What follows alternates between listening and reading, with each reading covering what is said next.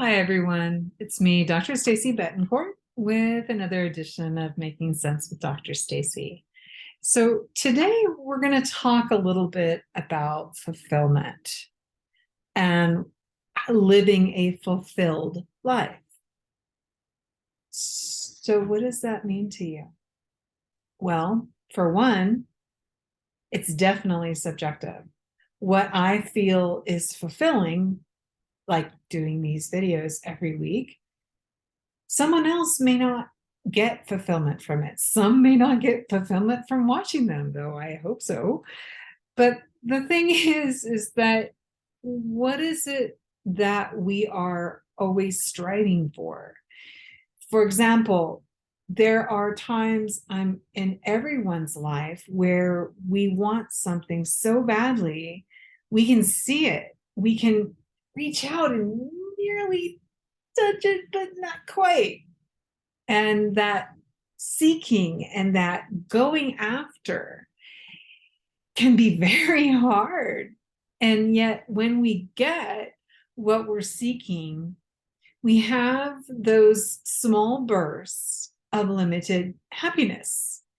And it feels great, and we enjoy every second of it. And then with time, sometimes we lose it, or it no longer brings us that joy. So then what do we do? Because you're still looking for that feeling of calm that comes with fulfillment and that feeling of happiness that comes from the receiving of whatever it is you're working for. And sometimes we look to the tangible items, the gadgets, the cars, the properties, the things that are an instant gratification, even though some of them may take a while. But it's still that seeking, that perfect job. What is a perfect job?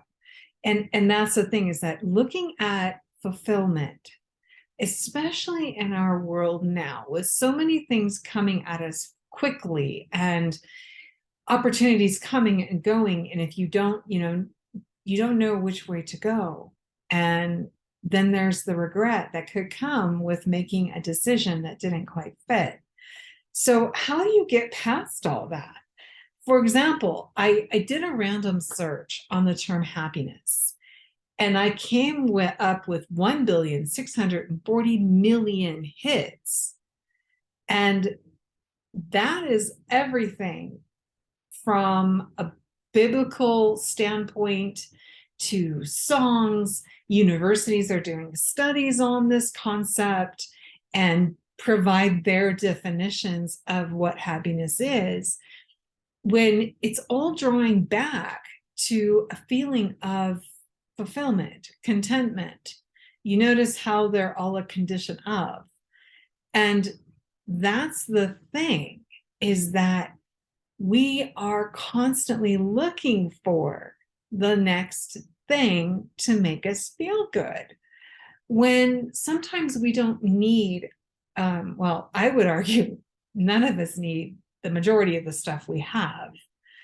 And some of you may argue with that, and that's okay. We can have a difference of opinion. But at the same time, it's for that quest of, you saw it, you liked it, it made you happy, so you bought it. And then you had it, and in the beginning you were excited for it, and then in time you lost interest in it. So how do we find a more inner happiness and an inner fulfillment that doesn't rely on external things? Because really it's an internal feeling. It's something that we manifest within ourselves and feel within ourselves that makes the long-term fulfilling feeling difficult to achieve. So the thing is where do you get that from?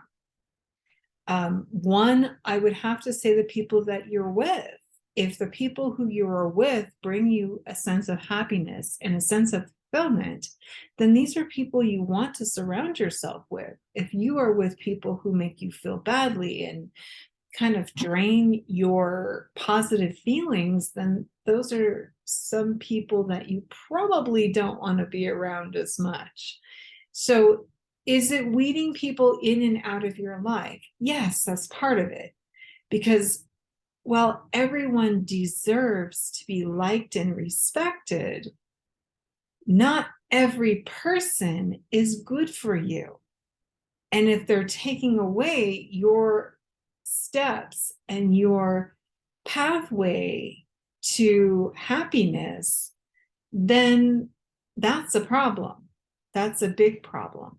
The other part of that is your career. You know, what is it about your career that you're not happy with? And you know, it's as when we're younger, it's really easy to decide one day you show up for work and you're like, here's my notice, I'm not coming back. But the older you get and the more established you get, and again, the cars and the house and the everything that goes with it, you can't just walk away. So how do you change that? What if you are in a job that you really no longer hold a passion for? What do? How do you overcome that? You know, you can't, you know, you've got the bills to pay and the house to take, the family to take care of. You can't just quit that job. I mean, yes, there are people who just say, I'm done. I can't do this anymore. I'm out. And if you can afford to do that, that's great. But I don't know many of us who really can, especially for a long period of time. So, how do you create an environment of fulfillment? Well, number one, it used to be that our parents and our grandparents would take on a job and work their entire life, retire from that company, retire from that job. And that's a wonderful thing. That's a stability. There are people in careers that have studied a long time to get there. And once they're there, they realize this is not for me. So the thing is, what do you do if that happens? And the answer to that is, you know, you can't just bail unless you can afford to be out of work from 6 months to a year, because it could take that long to obtain a job again. And it's making those decisions. It may require going back to school. It may require taking some time on the side and figuring out what you want to do and then going for it. It's like what I do with you once a week. This is something that I really want to do more of. And in order to do that, I have to work toward it. Otherwise, I won't be relevant and the content won't matter. And it's a need to constantly be inventive. And sometimes that quest can be hard, but it's bringing me fulfillment. It's bringing me joy. When I get feedback from some of you that have reached out to me, it brings me happiness. So kind of to answer the question of the email of how am I able to sustain happiness? What do I need to do in my life? Well, that's just it. It's doing the things that bring you happiness, that bring you joy, that bring you a relaxed feeling, a feeling of excitement and passion, and all of those things. You need all of them in your life in order for you to have fulfillment. And that may be doing complete reinventing of yourself. And my answer to that would be, well, that's hard for some people. If your happiness and fulfillment, which is the most important thing, then don't be afraid to do it. So this week is kind of a different one, right? So if you're having trouble finding your happiness, finding your joy, finding fulfillment, reach out to me. We need to talk. For those of you who are perpetually happy and perpetually fulfilled, you're in the minority because there's not a whole lot of people who can do that. And for those of you who are, I commend you because you have found your joy and you hold on to that joy. And when you can, share it with others. Okay. So for this week, what I'm going to say is find your joy, find your fulfillment, do what makes you happy. Honestly, as long as you are not hurting another human's social, emotional, inner self, then you do what makes you happy and you can keep seeking that fulfillment. And if you have any questions, you can always pop them in the comment section below. You can send me an email and I would love to read what you have to say. And if I can help you or guide you in any way, I will absolutely do that. So for now, kind of an interesting one. Hopefully it'll spark some thinking. It's always important to do a little bit of thinking and considering. But I want you to have a great week. Remember to be kind to each other. Be kind to yourself. Find that fulfillment. Okay.